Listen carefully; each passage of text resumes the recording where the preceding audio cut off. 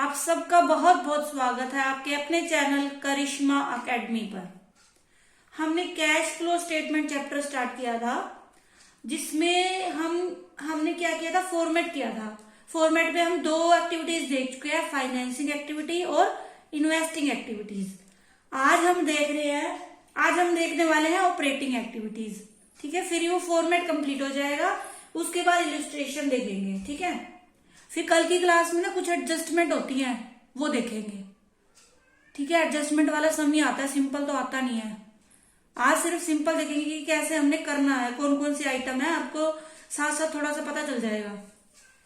ठीक है, अब देखो ऑपरेटिंग एक्टिविटीज में कौन कौन सी आइटम आएंगी। सबसे पहले ये स्टार्ट होगा हमारा नेट प्रॉफिट बिफोर इंटरेस्ट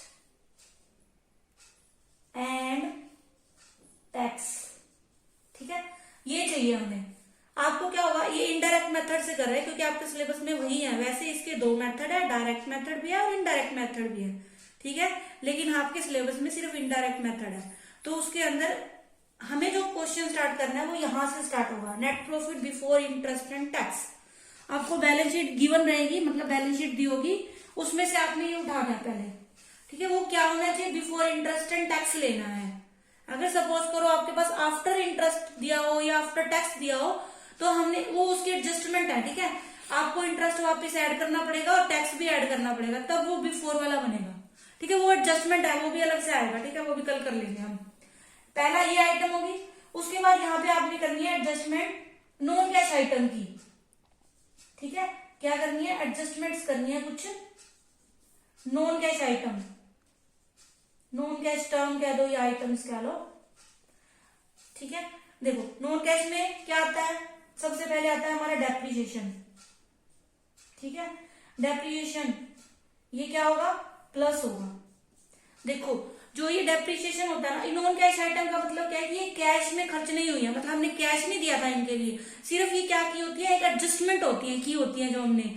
ठीक है, वो हमने क्या किया होता है, जब प्रॉफिट एंड लॉस अकाउंट बनाते हैं हम यहाँ पे, तो यहाँ पे आपने प्रॉफिट दिखाया, यहाँ पे हम डेप्रिसिएशन भी दिखाते हैं ना, तो प्रॉफिट में से डेप्रिसिएशन हमने कम कर दिया, जबकि एक्चुअल में कोई कैश में वो नहीं होता, कैश में पेमेंट नहीं होती, इसकी एक एडजस्टमेंट होती है। हर साल हम अपने आप कम करते रहते हैं कि इतनी हमारी मशीन की वैल्यू या जो भी एसेट है फिक्स्ड, उसकी वैल्यू कम हो गई, तो ये नॉन कैश आइटम है। तो हमने क्या करना है, इसको वापस जोड़ना है, क्योंकि हम कैश फ्लो स्टेटमेंट में क्या देख रहे हैं कि कैश में कितना चेंज आया है। ठीक है, कैश का देख रहे हैं, तो हमने क्या करना है, जो नॉन कैश आइटम है उनको वापस जोड़ देना है। ठीक है, अब ये डेप्रिसिएशन हो गया, और होती है हमारी गुडविल रिटर्न ऑफ। ठीक है, और क्या होता है हमारा, प्रिलिमिनरी एक्सपेंसेस होते हैं, प्रिलिमिनरी एक्सपेंसेस, ये भी क्या, राइट ऑफ। ठीक है, और होती है अंडर राइटर कमीशन, होती है अंडर राइटर कमीशन। ठीक है, और क्या होता है हमारा, इंटरेस्ट पेड, ये भी आ सकता है, वैसे इसको ना उसमें ले लेंगे, प्रॉफिट वाले में इसको छोड़ दो। ठीक है, ये हो गया अंडर राइटिंग कमीशन हो गया, और होता है हमारा loss on sale of fixed assets. ठीक है, ये होती है मेन हमारी। अब देखो जो प्रिलिमिनरी एक्सपेंसेस होते हैं वो क्या होते हैं, प्रिलिमिनरी एक्सपेंस यानी इसको बोलते हैं प्रारंभिक खर्चे कह लो। मतलब कोई भी हमने बिजनेस स्टार्ट किया, जैसे कंपनी स्टार्ट की या कोई ऑर्गेनाइजेशन स्टार्ट किया, तो स्टार्ट करने में जो भी एक्सपेंस होते हैं ना, उसको प्रिलिमिनरी एक्सपेंस बोलते हैं। ठीक है, इनका क्या रहता है कि एक बार इकट्ठे खर्च कर दिया। देखो जब स्टार्ट किया होगा तब हमने इकट्ठे खर्च कर दिए, और ये अमाउंट में ज्यादा भी हो सकते हैं, तो हम क्या करते हैं, एक साल उसको ना डाल के अलग अलग, मतलब कई सालों तक उसको डिवाइड कर देते हैं उस खर्चे को। तो वो क्या है, पे तो एक बार ही कर दिया हमने, लेकिन दिखाते क्या है, थोड़ा थोड़ा करके, मतलब साल में, कई सालों में दिखाते हैं। तो पे तो हमने उसी साल कर दिए, लेकिन दूसरी बार जब मान लो ये 16 का खर्चा हुआ हमारा, 2016 का, तो 16 में हमने सारा दिखा दिया होगा प्रॉफिट एंड लॉस अकाउंट में। ठीक है, लेकिन जब हम 17 में दिखाएंगे तो वो कैश में तो है नहीं, सिर्फ हम क्या कर रहे हैं, एडजस्टमेंट कर रहे हैं, इसलिए हम इसको क्या कहते हैं, नॉन कैश आइटम कहते हैं। अंडर राइटर कमीशन क्या होता है, जब ये जैसे डिबेंचर वगैरह सेल करते, डिबेंचर वगैरह इशू करते हैं, या रिडीम करते हैं उसके ऊपर जो भी कमीशन है, डिवेंचर और शेयर दोनों अगर वो इशू करते हैं तो उसके ऊपर जो भी वो होता है ना कमीशन वगैरह देते हैं एजेंट को कह लो, वो होती है अंडरराइटर कमीशन। ठीक है, तो ये हमारी क्या थी, नॉन कैश आइटम थी। अब माइनस वाली भी होती है, वो क्या होगी, लॉस वाला। अब यह क्या आएगा, profit on sale of fixed assets. ठीक है, देखो ये प्रॉफिट एंड लॉस अकाउंट है, सपोज करो तो हमने प्रॉफिट यहाँ दिखाया होगा, प्रॉफिट ऐड किया होगा, तो है तो ये हमारा नॉन कैश ऐड हो चुका हमारा प्रॉफिट, मतलब हमने क्या दिखाया कि कैश हमारा बढ़ गया, लेकिन एक्चुअल में कोई कैश नहीं बढ़ा था, ये एडजस्टमेंट थी। तो हमने इसको क्या करना है, वापस माइनस कर देना है। ठीक है, ये एक्चुअल प्रॉफिट आ जाएगा अब हमारे पास, मतलब ऐसे कह लो आप, ये आइटम थी। इसके बाद हमारे पास आएगा, इसका सब पार्ट आएगा कि operating profit before working capital changes. ठीक है, ये आ गया। अब इसके अंदर हमने क्या करना है, कैपिटल, वर्किंग कैपिटल का चेंजेस करना है। वर्किंग कैपिटल यानी कि जो करंट एसेट और करंट लायबिलिटीज होती है ना, उनका जो चेंज रहता है वो आएगा यहाँ पे। करंट एसेट और करंट लायबिलिटीज में भी क्या, बैंक यानी कैश, बैंक, इनको छोड़ के। ठीक है, इसमें देखो चार चीजें हो सकती है, एक तो increase in current asset, decrease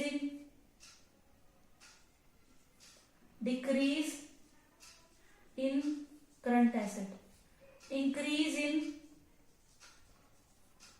current liability, decrease in current liability. ये चार चीजें हो सकती हैं। ठीक है, तो इसमें क्या रहेगा, देखो जो अब इसमें आपने क्या ध्यान रखना है, देखो कोई भी एसेट है, मतलब बढ़ रही है वो, कोई भी एसेट अगर क्या हो रही है, वो बढ़ रही है, तो हमें कैश के ऊपर इफेक्ट देखना है। बढ़ रही है तो कैश हमारा क्या होगा, माइनस, यानी कैश हमारा कम हुआ होगा। ठीक है, तो आपने क्या करना है, यहाँ पे इसको माइनस कर देना है।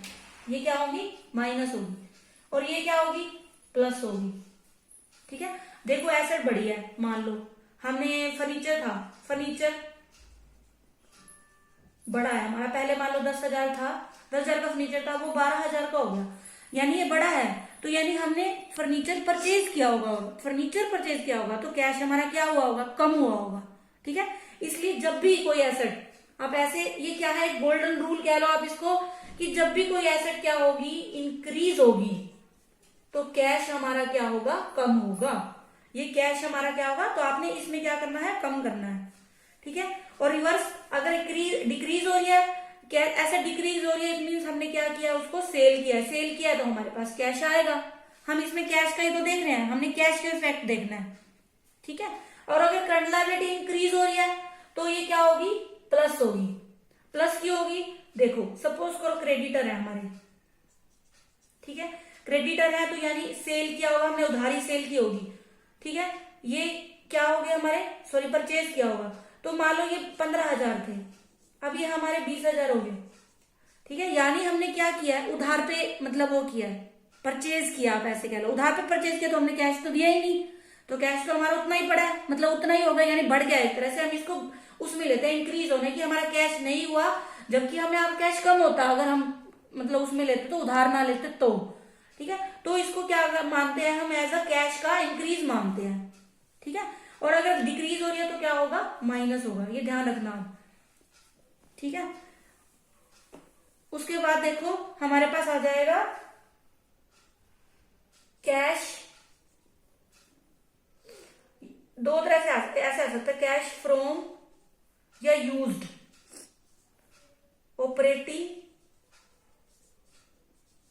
एक्टिविटीज।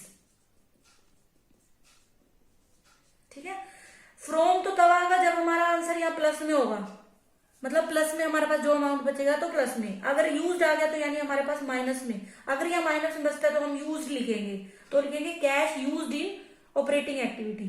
ठीक है, ऐसे लिख देंगे, और अगर कैश वो है तो कैश फ्रॉम ऑपरेटिंग एक्टिविटीज, अगर प्लस में आंसर आए तो। ठीक है, मतलब यहाँ पे जो भी नेट इफेक्ट पड़ेगा। इसके बाद हमने एक और चीज करनी है, लेस कर देना है टैक्स। ठीक है, क्योंकि जो भी कंपनी की इनकम रहती है ना, उस पर गवर्नमेंट टैक्स लेती है, तो उसको टैक्स करके जो नेट इफेक्ट आएगा वो यहाँ पे लिख देना हमने। बाकी सारी कैलकुलेशन यहाँ कर लो आप, चाहे 2 कॉलम बना सकते हो, कोई दिक्कत नहीं है। ये हमारा था ऑपरेटिंग एक्टिविटीज का, ठीक है, मतलब ऑपरेटिंग एक्टिविटीज में कौन कौन सी टर्म आएंगी, ठीक है। सबसे पहले स्टार्ट कहाँ से करना है हमने, net profit before interest and tax लेना होना चाहिए आपका।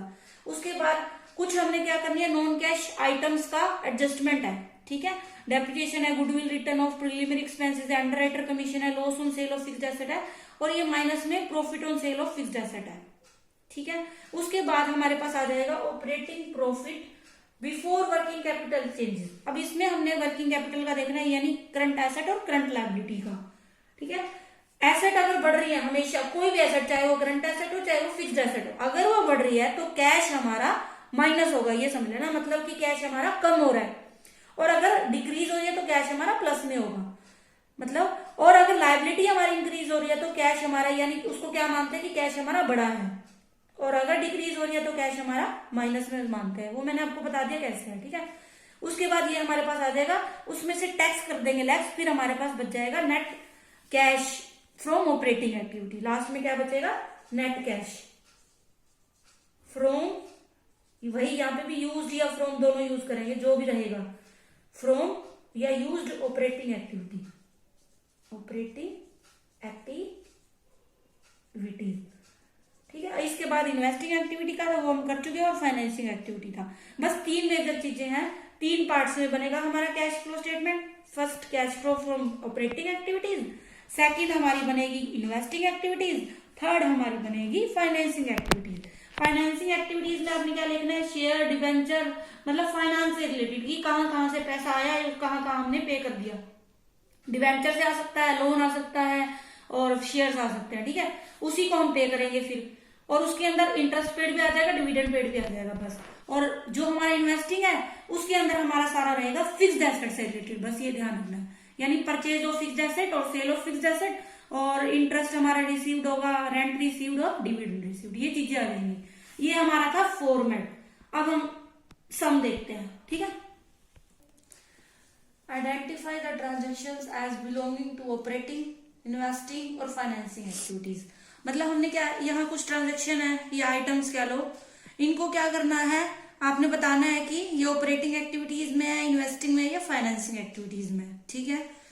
देखो मैंने बताया था आपको, एक चीज ध्यान रखना, जो भी परचेज है, सेल है, किसका, फिक्स्ड एसेट्स का, उसको कहां लेना है आपने, इन्वेस्टिंग में, ध्यान रखना ये, ठीक। फाइनेंसिंग में कौन सी लेंगे हम, फाइनेंसिंग में कौन सी आ जाएगी, इशू ऑफ शेयर, डिबेंचर, और रिडम्पशन ले लेना आप, ठीक है, रिडम्पशन ऑफ शेयर डिबेंचर। उसके अलावा जो भी बचती है ना आपकी एक्टिविटीज, वो सारी हमारी किस में आ जाएंगी, ऑपरेटिंग में आ जाएंगी, ठीक है। चाहे वो हमारे किसी वर्किंग कैपिटल में चेंज हो रहा है, मतलब क्रेडिटर है, डेटर है हमारे, उनमें चेंज हो रहा है, ठीक है। और जैसे सेल्स है, हमारी परचेज है, वो सारी हमारी उसमें ऑपरेटिंग में आ जाएंगी, ठीक है, मतलब जो रोज की एक्टिविटीज है आप ऐसे मान लो। अब इसमें देखो, सबसे पहले है cash cell of goods, cash cell of goods है, यानी सेल है, मैंने अभी बताया सेल, परचेज सब कहाँ जाएगा आपका, ऑपरेटिंग एक्टिविटीज में। कैश परचेज, ये भी क्या है हमारी, ऑपरेटिंग एक्टिविटी है, ये भी हमारी क्या है, ऑपरेटिंग है, ठीक है। अब देखो नेक्स्ट है हमारी पेटेंट्स, पेटेंट्स परचेज की है।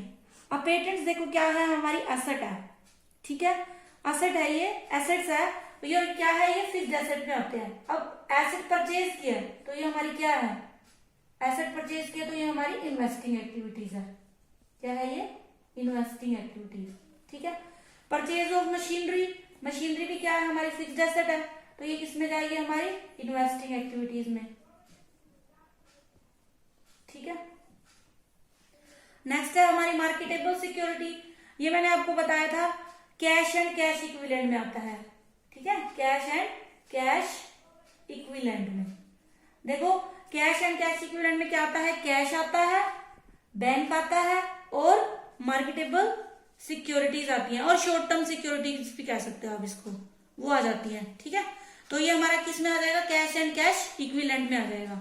इनकम टैक्स पेड ये हमारा ऑपरेटिंग में आता है, ठीक है, ऑपरेटिंग में। इश्यू ऑफ डिबेंचर्स, अब देखो इश्यू ऑफ डिबेंचर्स है तो ये हमारा किस में आएगा, फाइनेंसिंग एक्टिविटीज में, फाइनेंसिंग एक्टिविटीज में।